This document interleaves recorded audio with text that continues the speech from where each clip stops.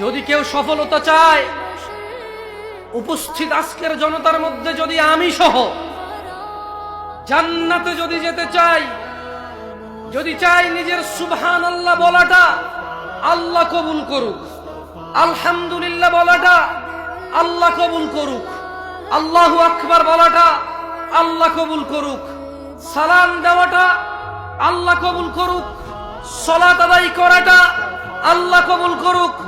যদি কেউ চায় তার সমস্ত ভালো কাজ আল্লাহ কবুল করুক, তাহলে তাকে সূরাতুল হাশরের এই আয়াতের কাছে ফিরে আসতেই হবে, যেখানে আল্লাহ তাআলা বলছেন, ওয়ামা আতাকুমুর রাসূল, রাসূল যা দিয়েছে, ফাখুযুহু, তোমরা তা গ্রহণ করো।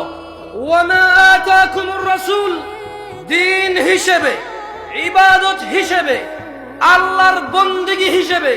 ওয়ামা আতাকুমুর রাসূল, যা রাসূল দিয়েছে, করণীয় হিসেবে, আমাল হিসেবে, আদেশ হিসেবে। ওয়ামা আতাকুমুর রাসূল, যা রাসূল দিয়েছে, ফাখুযুহু, তা গ্রহণ করো। ওয়ামা নাহাকুম আনহু, রাসূল যা থেকে নিষেধ করেছে, ফান্তাহু, তা বর্জন করো।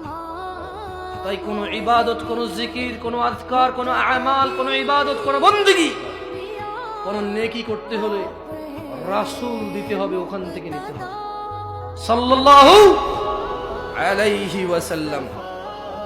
আল্লাহ আমাদেরকে বুঝার তৌফিক দান করুন। আমি জানি না লক্ষ্মীকুলার মানুষরা আল্লাহর নবী সাল্লাল্লাহু আলাইহি ওয়াসাল্লামের ওহীকে কিভাবে দেখে, কিন্তু আমি আপনাকে একটা হাদিস পড়ে শোনাইতে পারি, যে মুসান্নাফ ইবনে আবি শাইবা ওখানে উল্লেখ হয়েছে, এছাড়া আরো বেশ কয়েকটা কিতাবে উল্লেখ হয়েছে। হাদিসের